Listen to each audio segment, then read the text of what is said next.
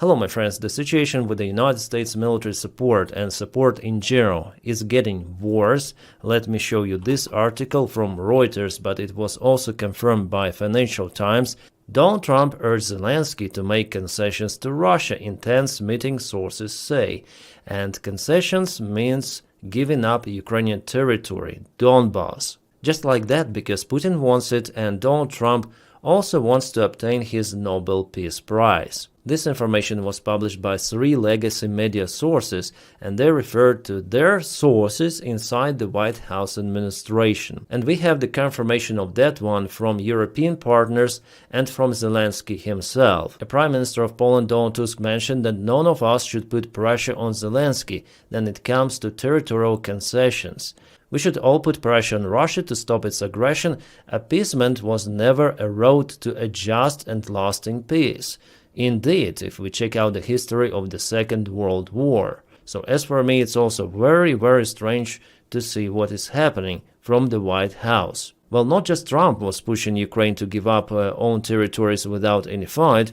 The main adversary, maybe even Russian adversary, was Steve Witkoff. He pushed Zelensky openly. Zelensky already commented on this issue. It was Witkoff who pushed the idea of giving Donbass to Putin. But I think it was not only Witkoff. As it was written before by legacy media, Donald Trump also asked for it. Zelensky here just doesn't want to tell about the United States president openly, because it might potentially harm reputation and further negotiations. The president of Ukraine revealed that it was United States Special Envoy Witkoff who brought up the idea of Ukraine giving up Donbass during their meeting in Washington. Well, Witkoff mentioned during the meeting that there were some of the referendums conducted by Russian side, so maybe Ukraine should give up those territories. Yeah, the territories which were not fully occupied, but Russia conducted their referendums. Especially if we take places like Zaporizhia Oblast, yeah, where the main city is still not occupied by Russia and most of people live. But you know what Russians say? They say that people from Zaporizhia were coming to occupied territories just to vote to join Russia. Complete madness. Well, nevertheless, Zelensky responded firmly, saying that Russia's so-called referendums were a farce conducted after the occupation. Yeah, not only after occupation, but before it. Yeah, still they're not able to occupy those territories fully. The Russians claim they held a vote among their people, but between the invasion and that so-called referendum, 10 years passed, he said. Maybe here he mentions Crimea, where referendum was also illegal because administration buildings, all of them were occupied by Russian Spetsnaz. Then Witkoff referred to the fact that the results of these referendums were written into the Russian constitution. Well, Zelensky replied that if tomorrow Putin adds something else there, are we supposed to give it up again? And if I add 2 Russian regions to Ukraine's constitution, will they withdraw from those territories? Yeah, of course, the answer is no. Putin is just using the current White House administration, which is damn incompetent, in its own favor. I would say it's the most effective Russian weaponry, not military, no, this diplomacy weaponry, which is only possible with the help of Taco and his crazy team. So all of the previous statements about tomahawks, about Ukrainian support, about the Russian economy problems, Russian heavy losses and so on, all of that is just this fog for the real actions of Donald Trump, and the real actions that he is not willing to support Ukraine, that he wants to finish this war as he sees it, and even following the Russian scenario and even forcing Ukraine for capitulation is one of the main scenarios for Donald Trump. At least he pushes Ukraine to sign that capitulation, and to both Russia. Also, Trump added that if Ukraine refuses to sign this capitulation agreement, well, in this case, Russia would just destroy Ukraine. Well, I may say that Russia is already trying to destroy Ukraine for almost 4 years. This winter is gonna be 4 years since the start of this crazy war, and Putin really wanted to win it with limited amount of the forces. He thought that people in Ukraine really support Russia, so he organized this blitzkrieg campaign, which went to a failure for the Russian army and Russian regime itself. And now Putin is basically forced to continue this long-term war, which is exhausting the Russian economy. Little by little, yeah, Russia still may sustain itself for extensive period of time, but with this war, finally, Russia will not manage it. Russia will start to decline, collapse, you may call it different names, but this process is just imminent, and it all happened because of Putin's decision to start the war. Later on the next day on board of the Air Force One, Donald Trump was asked by journalists of whether he pushed Ukraine for capitulation and seized its territory for Russia or not. Well, Donald Trump here lied that he or anyone else didn't push Ukraine for that kind of the decision, but Zelensky's post today openly stated that it was Vitkov who pushed Ukraine. But I'm also sure, judging on 3 legacy media sources, that Donald Trump also pushed Zelensky. So Trump is lying. Oh, what a surprise. Also, the Washington Post released a big article about the meeting. They refer to their sources in the White House once again, and they say that during the meeting with Zelensky, Trump ignored most of the statements of Ukrainian president. Zelensky's points of view were just missed for Donald Trump's remains of the brain.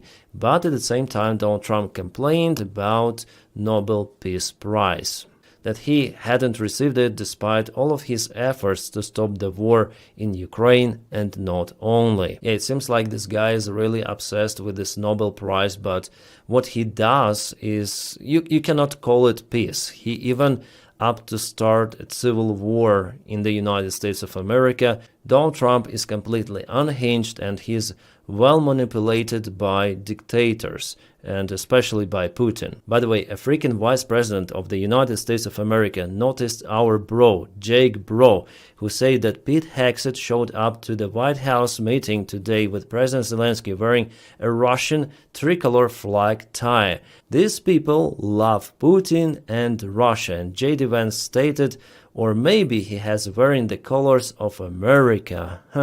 But if we check out the comments, I think that people, yeah, it's the Russian tie. So basically the same colors go white, blue, red. It is a Russian flag, and it's called Russian plain flag tie. I already mentioned it in one of my videos.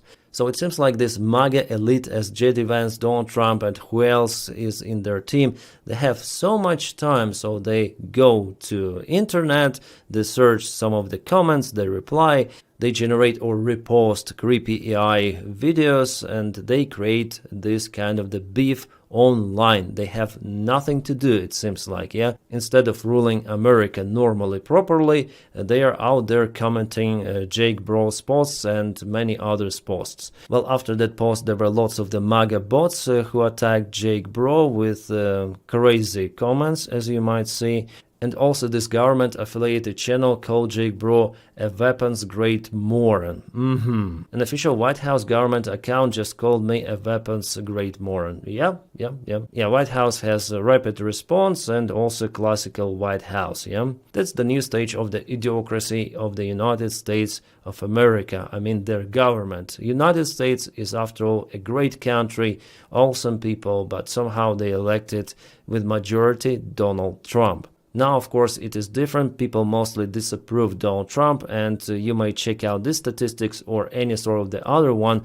Most people are dissatisfied with Donald Trump's action, and we are reviewing the foreign policy, right? His attitude towards Ukraine, Russia, China, and so on. And we see how incompetent Donald Trump in that field, but he is the same incompetent in any sort of the other fields, internal as well. People see it, people disapprove, but even the first year of the Donald Trump's presidency is not yet over. So the more crazy stuff to come from this guy for the next 3 years, but this number will grow, and this number will go down for sure. So the only support Ukraine may get is from the European Union countries, and luckily still the United States of America may sell their weapons, for the higher price than usual, to our European partners, and they may send it to Ukraine. Unfortunately, for the next 3 years, it's gonna be like that. Trump really was shouting at the meeting. He called Ukraine to capitulate, or else he said to Zelensky that Putin will just smash you. We have this quote published by the Washington Post, and Zelensky already mentioned that no matter what someone may say to us, we're not gonna give up territories without any fight, voluntarily capitulate. No, it's not the way how it works. And it's a good thing. Zelensky really shows the strengths to everyone, including Donald Trump.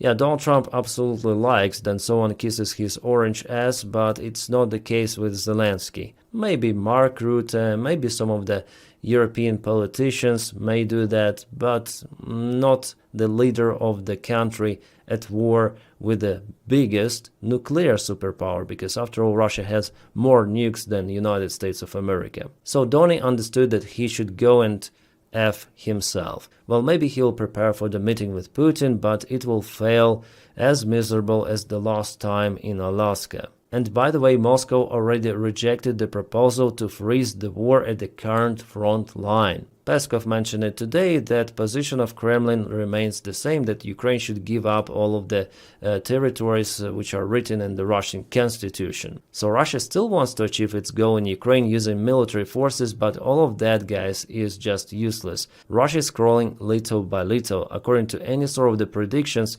Russians would need more than 100 years with the same pace to occupy all of the Ukraine. And the goal for Russia is entire Ukraine, not those regions, as Zelensky, by the way, mentioned today, and it is 100% correct that why the biggest country in the world is so interested for some of the square kilometers elsewhere in Ukraine. It is nonsense, and I agree with that. The real reason for Russia is to establish its control over entire Ukraine, and further, Ukraine is just a step for Russia. Putin and his circle, they really want to restore the Soviet Union. That's it. It's their main goal that was already proclaimed. And by the way, Donald Trump was speaking about security guarantees for Russia, but security guarantees were proclaimed by Russia in 2021 for NATO to retreat from the Eastern Europe, entire Eastern Europe, and for Russia to establish its influence, so ruling over the ex-Soviet Union bloc countries. Like, for example, Poland, Bulgaria, Czechoslovakia, part of Germany, the countries which were affiliated to Russia, or Soviet Union, it's better to say before. But now they're fully in NATO. But Putin demands to turn everything upside down. This guy is nuts. And Trump is also nuts. So they found each other. There are some sort of the lovers, and they push Zelensky for capitulation. But obviously, Zelensky would never ever agree on that. It's nonsense what those old crazy grandpas are telling to our president. Yeah, sorry guys, I have to follow politician news because they touch Ukraine a lot, and it was vivid for me from the very beginning, even before Donald Trump was elected, that this scenario is pretty much possible. So it is happening. No surprise. For many it is surprise, but yeah, not for me. And my friends, thank you so much for continuing supporting me, my job here every day on Patreon membership. Thank you so much. Without you, I'm really nothing.